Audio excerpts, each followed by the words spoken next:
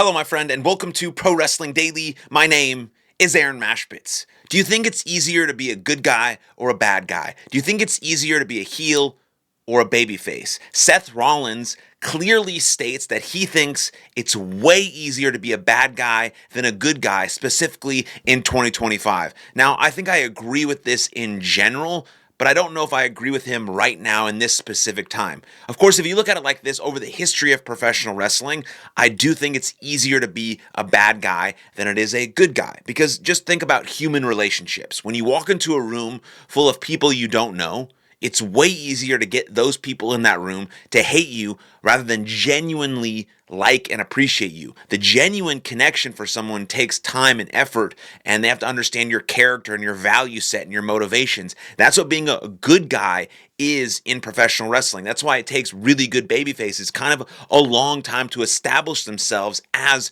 really good guys and garner sympathy from the audience. It doesn't just take, oh, that's a good guy, perfect, I'm going to cheer for him. No, like think about you building a relationship with someone. You go on an initial coffee date and you're not all of a sudden like, oh, this guy's really cool and perfect and I like everything about it. No, it takes time to understand his motivations and his intentions and things like that. And so when you really have an amazing baby face, think of like John Cena, just retired, one of the greatest baby faces of all time. It took him a while to establish himself as a good guy. And then also you run into the fact with good guys that you kind of get this like Superman complex, like, oh, they're perfect, nothing's wrong with them, I can't relate to that. So you have to show sort of the darker side, which we've been seeing in real time from Cody Rhodes, where he uses the chair, things like that, to keep his championship, and people are like, oh, he's turning heel because of that. No, he's being a human being and being in touch with all sorts of the sides of himself, kind of like Batman. Batman's a very darker character, but we still view him as a hero because of what his intentions and motivations are.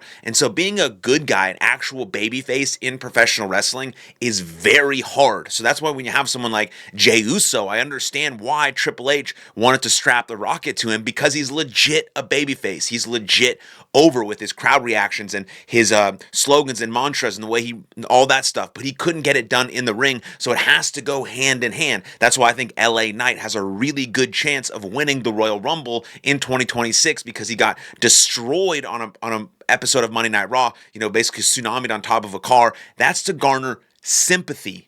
When Batman gets his ass kicked and then comes back later in the movie to actually beat the Joker or Bane, whoever it is, the time where he's just in prison or whatever the case may be, like in The Dark Knight Rises, you're gaining sympathy for him. And that's really important for a babyface, because in the midst of a match and he's crawling back, he's trying to get his comeback, you're cheering for him, you're hoping for him to get up. And that's what establishes a good guy, a babyface, and it takes a long time. Now you have Roman Reigns as like a legit babyface, and it's taken a long time for people to really believe in that. Sometimes the best babyfaces come out of being a bad guy. Stone Cold Steve Austin, The Rock, because people are so enamored and drawn into their charisma and the way they move and all those types of things that they organically become a good guy. But it's way easier, with all that said, think about that sort of psychology-wise. That goes to a lot in what we think about in professional wrestling and building a character. But think about then walking into a room, it's way easy to get hated. You say, fuck you to this guy, shut the fuck up, you're fat, you're a bitch. You get my point. Those are sort of crass and like low resolution insults,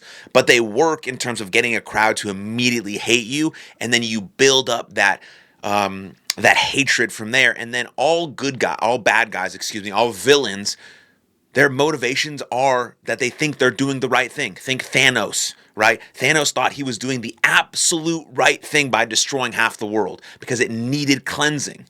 Drew McIntyre thinks he's doing the right thing because he has this grudge against Cody Rhodes for ruining his life or whatever the case may be. He thinks he's doing the right thing by attacking him and kicking him in the head and doing all sorts of things, right? So all bad guys really do have intentions that they think are right. And so that's, I think, the dynamic between a good guy and a bad guy. Yes, so in general, in professional wrestling, it is much easier to become a bad guy, but both are very hard to actually establish yourself as a really actual bad guy who gets real heat, kind of like Gunther right now, because he destroyed one of their favorite baby faces. That's why having a great baby face or a good guy is so valuable, because it can really get over a bad guy. And so then building yourself up as a good guy or a baby face takes long, arduous work. And then so I just went on that whole long tangent based just on what Seth Rollins says, but Seth Rollins says it's easier to be a bad guy than a good guy in 2025, and that might be true on sort of a low resolution take. He's like, you can be a troll, you can say stupid shit, you can get people to hate you. It's easy to get people to hate you, and they'll boo you just because of that, and it's gold. But are they booing you simply because you're trolling or saying funny stuff? Are they booing you actually because they despise you as a human being or as the character that you are? That's actual heat, and what Gunther got when he walked out on Monday Night Raw after making John Cena tap out. And those are the type of reactions that a CM Punk or like a Roman Reigns gets, and like those are valuable terms in terms of baby faces and heels are good guys and bad guys. And so thinking of a baby face that fans really, really like, that I just absolutely despise, that I think is a fraud and a fake, is CM Punk. I think CM Punk is a fraud and a fake, but he has managed to manipulate the WWE crowd into thinking that he's a great guy. For example, John Cena was on Cody Rhodes' podcast very recently, and he says that CM Punk's pre-show promo in Saudi Arabia is one of the best moments in wrestling. That has to be a fucking joke. I don't know what John Cena is talking about, but he said Phil Brooks, that's his name, CM Punk in Saudi Arabia. You had someone, CM Punk, who said some very hateful stuff about their culture, which he did. He claimed he'd never wrestled there. It's blood money, all this type of stuff. And then he goes there and he tries to hold himself accountable for what he said. And John Cena makes the claim that wrestling brought cultures together. I just think CM Punk was saying shit because he had to. I don't think he actually believes that. He claimed for a very, very long time, even as recently as him being in AEW, that he would never, ever, ever, ever, ever, ever, ever wrestle in Saudi Arabia with that blood money. As soon as he signs with WWE, what does he do? He's going to Saudi Arabia and he's wrestling for that blood money. So what does he have to do? What does he have to do? He has to hold himself accountable and has to say sorry. But I don't think it's real. I don't think it's truthful. I think it's a facade. I think it's fake. I think it's all part of this sort of CM Punk kind of good guy mystique that he's trying to manipulate the fans with. And I have some insider information, which I'm never going to share. But it just has turned me sour against CM Punk. And I honestly don't get why John Cena thinks that that's one of the best moments in wrestling history. That's absurd from John. But whatever, John Cena can kind of say whatever he wants. He's retired.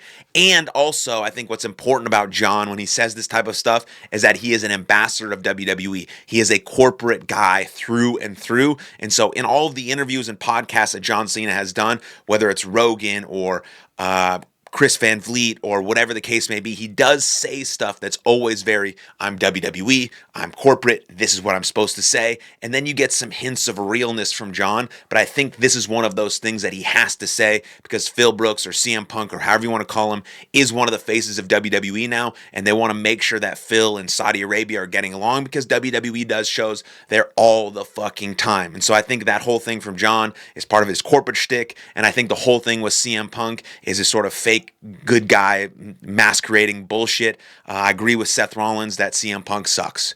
And so that's the whole story there about good guys and bad guys. And wrestling is really all about making you believe something, even if it's true or not. That's the beauty of it. We're trying to invest in storylines and peoples and narratives. Some are real, some are pretend, and we never really know which is which because that's the beauty of the art. But that's what I think, good guy versus bad guy. Let me know what you think in the comments down below, and then like this video, subscribe to the channel, and I'll see you guys next time. Lots of love. Cheers.